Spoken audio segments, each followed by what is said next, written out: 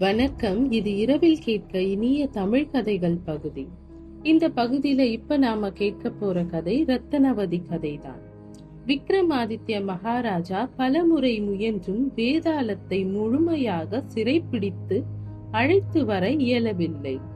ஒவ்வொரு முறையும் கதை கூறி முடிவை அரசர் வாயால் கேட்டதும் பறந்து சென்று பழைய நிலையை அடைந்து முருங்கை மரத்தில் தொங்கியது வேதாளம். இம்முறை விக்ரமாதித்ய மகாராஜா வேதாளத்தை மரம் விட்டு இறக்கி அழைத்து வரும்பொழுது மிகவும் சோர்வாக காணப்பட்டார். அப்பொழுது வேதாளம், விடாமுயற்சியை கைவிடாத அரசனே, நான் உங்களுக்காக ஒரு பெண்ணின் உறுதியான கதையை கூறுகிறேன். அவளின் உறுதிக்காகவே சிவபெருமான் இடுகாட்டில் எழுந்தருளிய கதையை உங்களுக்கு கூறுகிறேன் என்றது. அயோத்தி மாநகரத்தை வீரகேது என்ற மன்னன் ஆண்டு வந்தான். அந்நகரில் ரத்தினதத்தன் என்ற ஒரு வியாபாரியும் வாழ்ந்து வந்தார். அவர் வியாபாரிகளின் தலைவன் பதவியை தன் கடின உழைப்பினால் அடைந்தார். ரத்தினதத்தனுக்கு நந்தியந்தி என்ற மனைவியும் ரத்தினாவதி என்ற பெண்ணும் இருந்தார்கள். ரத்தினாவதி பக்தி நிறைந்தவள், ஆனால் வீரத்தை தன் வாழ்வின் அங்கமாகவே மாற்றிக்கொண்டு வாழத் தொடங்கியவள். பருவ வயதை அடைந்ததும் திருமண பேச்சை தன் பெற்றோர்கள் தொடங்க, வீரம் இல்லாத ஆடவரை நான் ஒருபோதும் திருமணம் செய்ய மாட்டேன் என்றாள். அவளின் அழகுக்காக இளவரசர்கள் உட்பட அனைவரும் அவளை திருமணம் செய்ய வந்தனர். வரனாக வந்தவர்களாக இருப்பினும் அவர்களை அவள் நிராகரித்தாள். இப்படியே காலம் கழிந்து கொண்டே இருந்தது. அயோத்தி நகரில் திருட்டு தொழில் வெகுவாக அதிகரித்தது. நாடு, நகரம், கிராமம் என்று எல்லா இடங்களிலும் படை வீரர்கள் காவலுக்கு நின்றாலும் ஒவ்வொரு நாள் இரவிலும் தவறாமல் திருட்டு நடைபெற்று கொண்டே இருந்தது. அரசரிடம் பொறுமையை இழந்த மக்கள் திருட்டை பற்றிய தகவல்களை நேரடியாகவே முறையிட ஆரம்பித்தனர். அரசர் எல்லா வகையிலும் படை வீரர்களின் காவல் பணியை துரிதப்படுத்தினார். இருப்பினும் எந்த பயனும் இல்லை. அந்த திருடன் தினமும் இரவில் தன் கைவரிசைகளை காட்டிக்கொண்டே இருந்தான். ஒரு கட்டத்தில் அரசருக்கு பெரும் கோபம் ஏற்பட்டது. நானே நேரில் சென்று பார்க்கிறேன், என்னதான் நடக்கிறது என்று எண்ணி நகர்வலம் செல்ல தொடங்கினார். இரவில் தனியாக மாறு வேடத்தில் நகரம் முழுவதும் கண்காணித்து வந்தார். ஒரு நாள் ஊரில் உள்ள ஒரு மிகப்பெரிய ஆலமரத்தின் மேல் ஏறி தன் உடலை கிளைகளில் மறைத்துக் கொண்டார். அங்கிருந்து ஊர் முழுவதையும் கவனித்துக் கொண்டே இருந்தார். அப்போது ஒரு உருவம் தன் காலடி தடம் காற்றை கூட தொந்தரவு செய்யாத வண்ணம் தன் கால் விரல்களால் மட்டுமே நடந்து வந்து கொண்டிருந்தது. அந்த உருவத்தை பார்த்தாலே அது கல்வனின் உருவம் என்பது எல்லோருக்கும் தெரிந்துவிடும். அவ்வாறே சத்தமின்றி 4 திசையையும் திரும்பி திரும்பி கவனத்துடன் அந்த உருவம் பார்த்து நடந்து வந்தது. இதை கண்ட அரசர் மரத்திலிருந்து சத்தமின்றி இறங்கினார். அந்த உருவம் தெரிந்த திசையை நோக்கி நடந்தார். அந்த உருவத்தை பார்த்த இடத்தை அடைந்தவுடன் அரசரும் திரும்பி திரும்பி 4 திசைகளிலும் கவனத்துடன் தேடினார். அந்த உருவம் அவருக்கு கண்களில் தென்படவில்லை. திடீரென்று ஒரு மாய தோற்றம் புதரில் இருந்து பாய்ந்து வந்து அரசரின் கழுத்தில் ஒரு கத்தியை வைத்தது. அந்த உருவம் அந்த திருடனின் உருவம்தான். மாறு வேடத்தில் இருப்பது அரசர் என தெரியாமல் கத்தியை அரசரின் கழுத்தில் பாய்ச்ச முற்பட்டது அந்த உருவம். உடனே அரசர், ஐயா, நானும் உங்களை போல் திருடன் தான். இந்த ஊரில் புதிதாக திருட வந்துள்ளேன் என்றார். ஓ, நீ புதிதாக வந்த திருடனா? நாம் இருவரும் ஒரே தொழிலை தான் செய்கிறோம். சரி, வா என்னோடு என்று அந்த குரல் அரசரிடம் பேசியது. அரசர் அந்த திருடனின் முகத்தை காண இயலவில்லை. ஏனென்றால் முகம் தெரியாத வண்ணம் அந்த திருடன் தன் முகத்தில் முழுவதுமாகவே கரியல்லி பூசிக்கொண்டு வந்திருந்தான். அந்த உருவம் இருட்டில் நடந்தால் இருட்டுக்கும் அந்த உருவத்திற்கும் சற்றே வித்தியாசமில்லாமல் இருந்தது. அரசர் அமைதியாக அந்த உருவத்தை பின்தொடர்ந்தார். அந்த கிராமத்தை விட்டு வெளியே வந்த அந்த உருவம் ஒரு சப்தத்தை எழுப்பியது. அந்த சப்தத்தை கேட்டதும் ஒரு கரிய நிற குதிரை ஒன்று, குதிரையின் வண்ணம் இருட்டின் வண்ணத்தை ஒத்திருந்தது. அரசர் திடுக்கிட்டார். இப்படி ஒரு வண்ணத்தில் நான் குதிரைகளை கண்டதே இல்லை என்று மனதில் எண்ணிக்கொண்டு, நண்பா, உன் குதிரை வித்தியாசமான நிறத்தில் உள்ளது. எங்கே இருந்து இந்த குதிரையை அழைத்து வந்தாய்? இல்லது, இந்த குதிரைக்கு ஏதேனும் வண்ணம் தீட்டி வைத்திருக்கிறாயா என்று கேட்டார். அதற்கு அந்த திருடன் சிரித்துக் கொண்டே, நண்பா, நான் ஒரு முறை ஒரு வெளிநாட்டு வியாபாரியின் வீட்டில் திருட சென்றிருந்தேன். அங்கு பொன் பொருள் செல்வங்கள் எல்லாம் கொட்டி கிடந்தன. ஆனால் அந்த குதிரை கொட்டகையில் ஒரு அழகான குதிரை குட்டி உடல் முழுவதும் கரிய நிறத்துடன் காட்சித்திருந்தது. குட்டியை பார்த்த மாத்திரத்திலேயே நமக்கு செல்வத்தை விட இந்த குதிரை குட்டியே பயன்படும் என்று அந்த குதிரை குட்டியை அழைத்து வந்து என்னுடன் வளர்க்கிறேன். இவன் இந்த நிறத்தை இயற்கையாகவே பெற்று வந்தவன். இருட்டில் இவன் நின்றால் இவன் நின்றிருப்பதே தெரியாது, இவன் அசையும் வரை என்றார். அரசரும் கல்வனும் அந்த குதிரையின் மீது ஏறி அமர்ந்து கொண்டனர். நேராக அந்த குதிரை கிராமத்தின் தாண்டி, ஊரையும் தாண்டி வெளியில் உள்ள ஒரு காட்டில் சென்று நிறுத்தியது. அங்கிருந்து இறங்கிய திருடனும் அரசரும் காட்டினுள் நடக்க ஆரம்பித்தனர். அரசர் மிகவும் கவனமாக வரும் பாதையை கவனித்துக் கொண்டே வந்தார். திருடன் திடீரென்று நடு காட்டிற்கு சென்றதும் ஒரு பாறையினுள் சென்றான். பாறை மலைப்பாறை ஆயிற்றே, இதனுள் இவன் எப்படி நுழைந்து செல்கிறான் என்று அரசர் திடுக்கிட்டார். அந்த உருவம், வா நண்பா, உள்ளே செல்லலாம் என்றது. அரசரும் அந்த திருடனை பின்தொடர்ந்து அந்த பாறைக்குள் நுழைந்தார். அப்பொழுதுதான் அவருக்கு புரிந்தது, வெளியில் இருக்கும் யாவரும் பார்த்தால் அது மலைப்பாறை போலவே காட்சியளிக்கும். அவ்வளவு நுட்பமாக ஒரு குகையை வெட்டி வைத்திருந்தான் திருடன். அது உள்ளே செல்ல செல்ல குகை போல் கிடையாது, ஒரு சிறிய அரண்மனை போல் காட்சியளித்தது. எங்கு பார்த்தாலும் பொன்னும் பொருளும் நகைகளும் கொட்டி கிடந்தன. ஒரு அரிய தங்கத்திலான சிம்மாசனம் ஒன்றும் அங்கே இருந்தது. அந்த தங்கத்தினால் ஆன சிம்மாசனத்தின் மீது ஏறி அமர்ந்து கொண்டான் திருடன். அரசர் முதன்முறையாக திருடனின் முகத்தை வெளிச்சத்தில் பார்த்தார். திருடர் மாறு வேடத்தில் இருந்த அரசரை பார்த்து, நண்பா, வா, உட்காரு, எனக்கு ஒரு சிறிய வேலை இருக்கிறது. நான் உள்ளே சென்று மீண்டும் திரும்பி வருகிறேன். நீ சற்று ஓய்வெடு என்று கூறி அந்த சிம்மாசனத்தில் இருந்து இறங்கி உள்ளே நடந்தான். திடீரென்று இரு கைகளை தட்டினான். 2 பணிப்பெண்கள் வந்தார்கள். அவர்களிடம், இவனை நன்றாக கவனித்துக் கொள், இவனும் என் தொழில் செய்பவன், இவன் என் நண்பனாக நான் ஏற்றுக்கொண்டு விட்டேன் என்றான். அந்த பெண்கள் அமைதியுடன் தலையை கவிழ்ந்தபடி கட்டளையை ஏற்றனர்.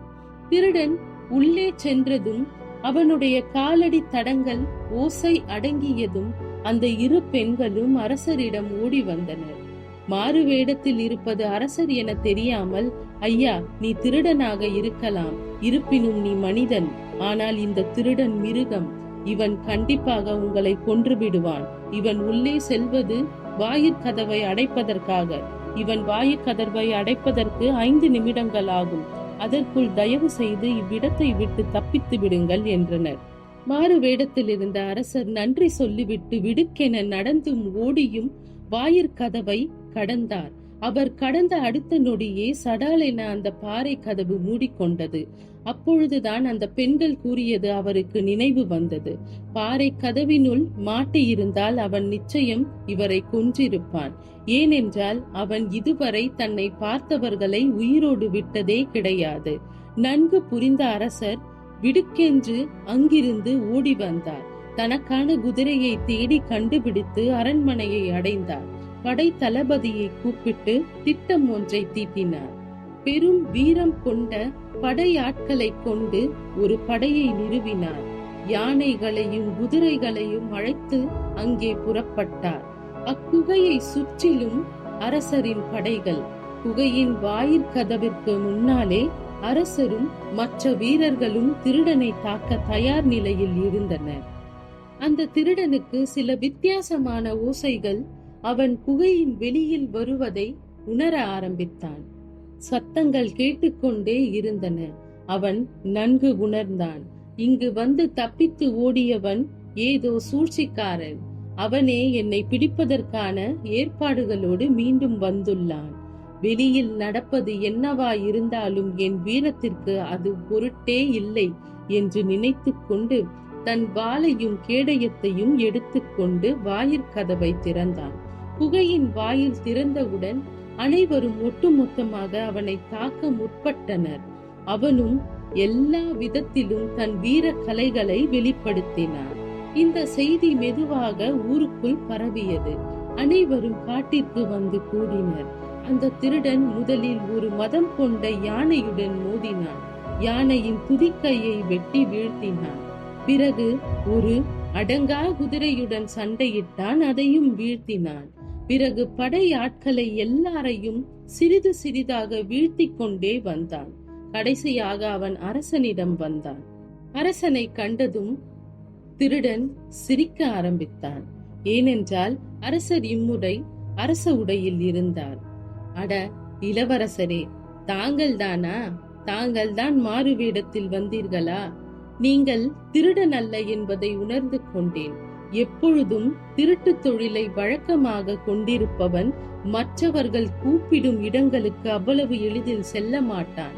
ஒரு திருடன் இன்னொரு திருடனை சந்திக்கும் பொழுது இன்னொரு திருடன் கூறுவதை கேட்க மாட்டான். நீங்கள் திருடன் என்று உங்கள் வாய் மட்டுமே சொன்னது. ஆனால் உங்கள் உடல் மொழி நீங்கள் நல்ல குலத்தில் பிறந்து வளர்ந்த ஆண்மகன் என்பதை எனக்கு புரிய வைத்தது.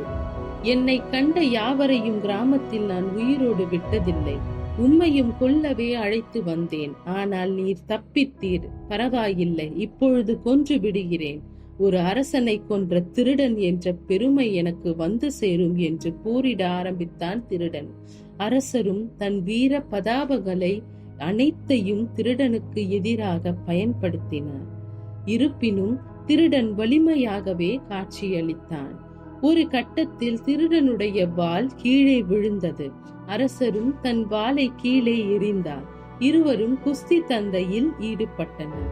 அந்த சண்டை வெகுநேரமாக தொடர்ந்தது. கல்வனின் ஒவ்வொரு யுத்தியும் மகா யுத்தியாக இருந்தது.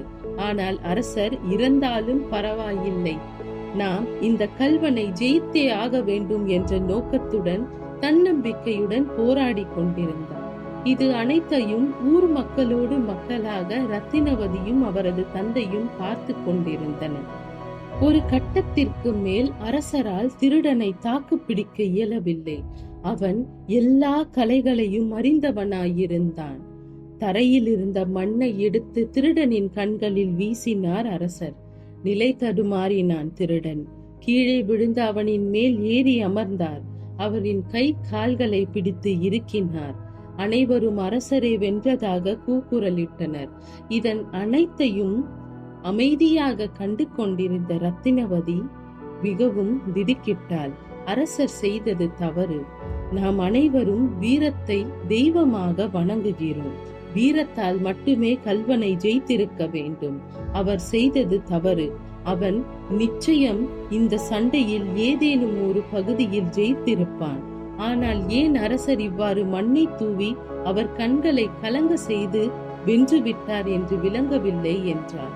உடனே ரத்தினாவதியின் தந்தை, அமைதி கால் மகளே, எப்பொழுதும் நாம் நினைப்பது போல் நடக்க வேண்டும் என்று நினைப்பது முட்டாள்தனம். அமைதியாக இரு, அமைதி காத்திடுமா என்றார்.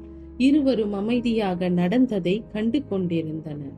திருடனின் கண்களில் இருந்த மண் கொஞ்சம் கொஞ்சமாக கரைய ஆரம்பித்தது. கரைய ஆரம்பித்ததும் திருடன் விடுக்கென எழுந்தான். கை கால்கள் இரண்டும் யானை கட்டும் சங்கிலியால் கட்டியிருந்தது.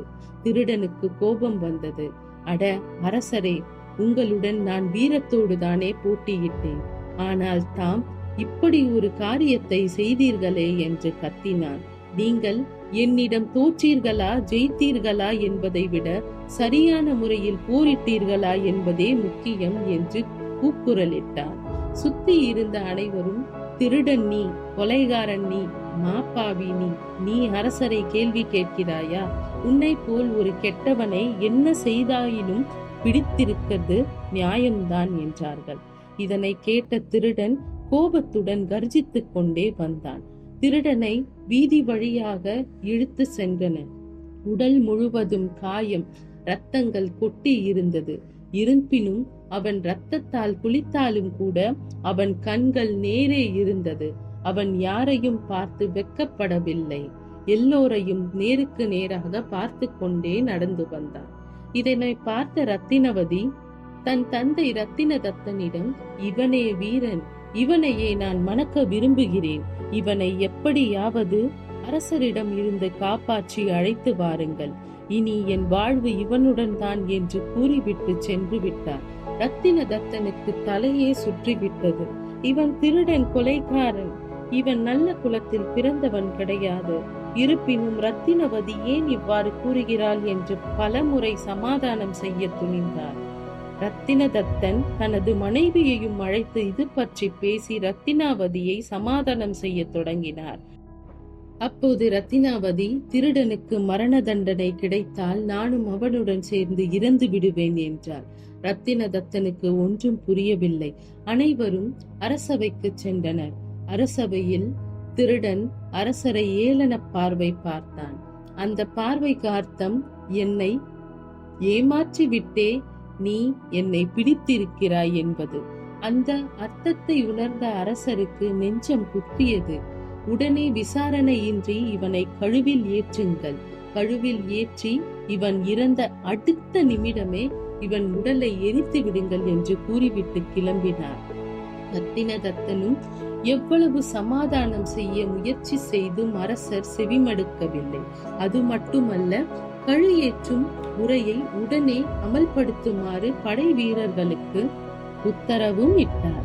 படை வீரர்கள் அவனை அழைத்து சென்று கழுவில் ஏற்றினர்.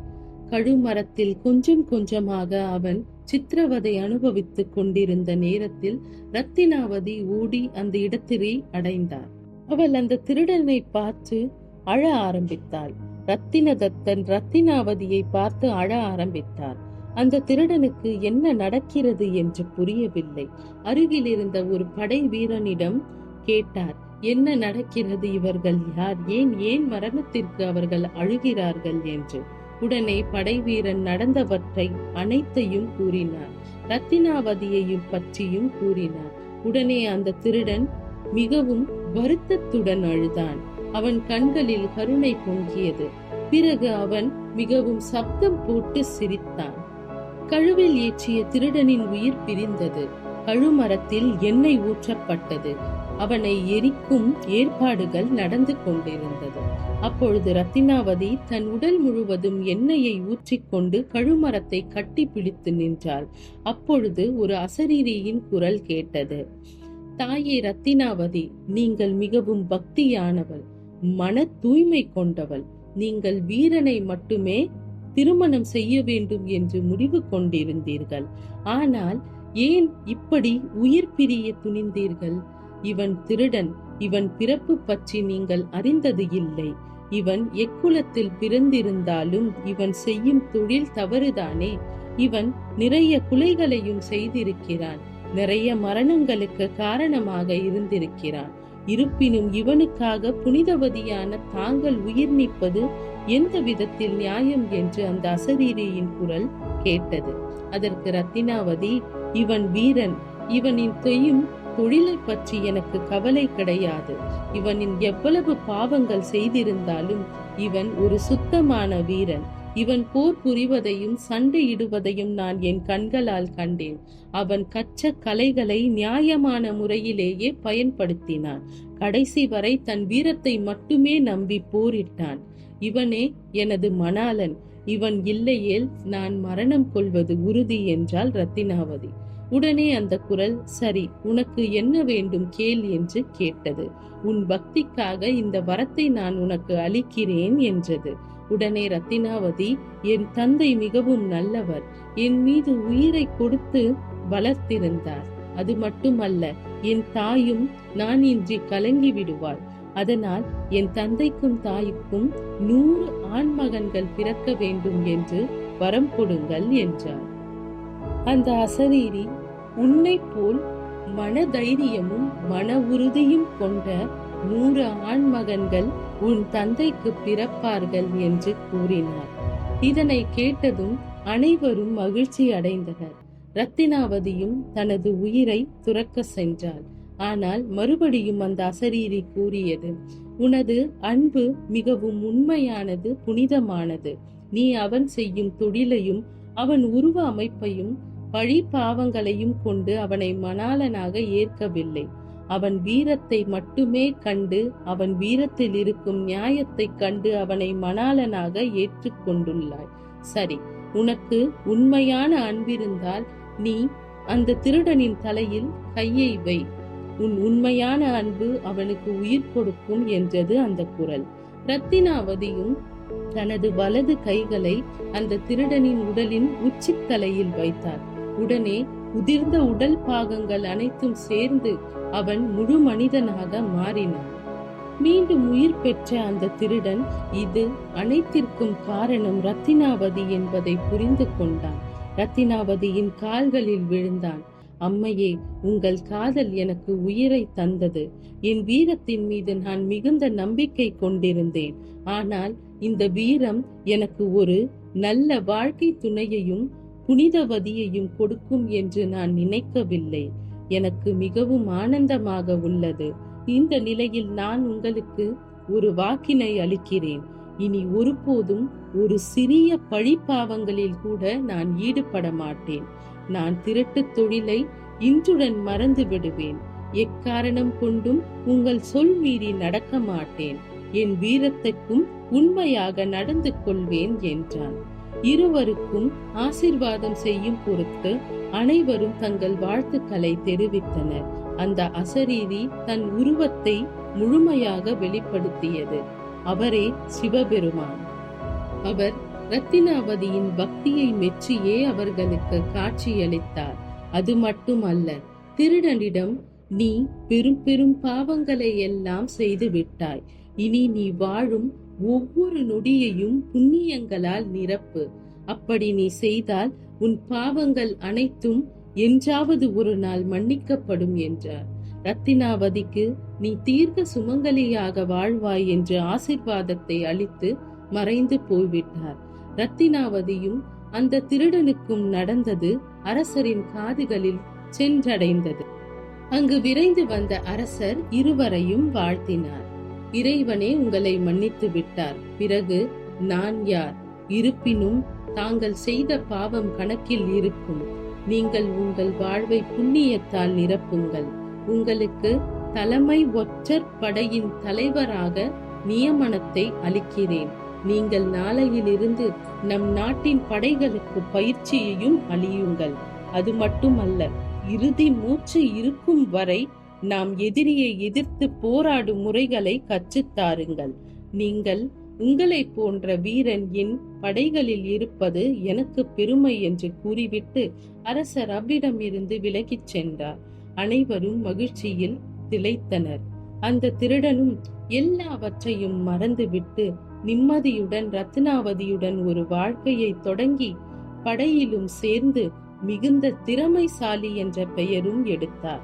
அவர் நீண்ட காலமாக படை தளபதிகளுக்கும் படை உறுப்பினர்களுக்கும் வீர பிரதாப கலைகளை கற்றுத் தந்தார். இவ்வாறு இக்கதையை கூறி முடித்த வேதாளம், விக்ரமாதித்ய அரசரே, எனக்கு இந்த கதையில் ஒரு கேள்வி உண்டு. அதாவது, கழுமரத்தில் இருந்த போது அந்த திருடன் எதற்காக மிகவும் அழுதான், பிறகு எதற்காக சத்தம் போட்டு சிரித்தான் என்று கேட்டது. உடனே விக்ரமாதித்ய மகாராஜா, அவன் தன்னுடைய விதியை நினைத்து அழுதிருப்பான். தான் சுதந்திரமான வாழ்ந்த நாட்களில் எல்லாம் ரத்தினாவதியை காண இயலவில்லையே என்று அழுதிருப்பான்.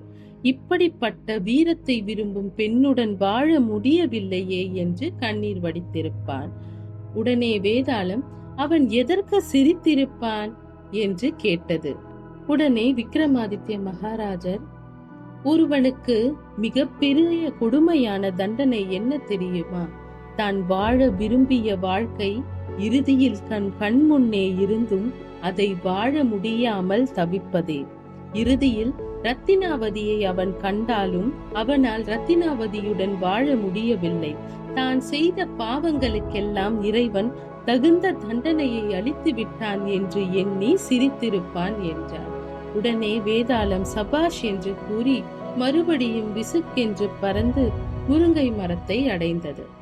அரசரும் விடாமுயற்சியுடன் வேதாளத்தை முருங்கை மரத்திலிருந்து இறக்கி அழைத்து வருவார். வேதாளமும் நமக்கான அடுத்த கதையை கூறும். நான் அதை உங்களுக்கு அடுத்த வீடியோவில் கூறுகிறேன். அதுவரை எல்லாத்தையும் மறந்துட்டு நிம்மதியா தூங்க போங்க. அனைவருக்கும் இனிய இரவு வணக்கம். நன்றி.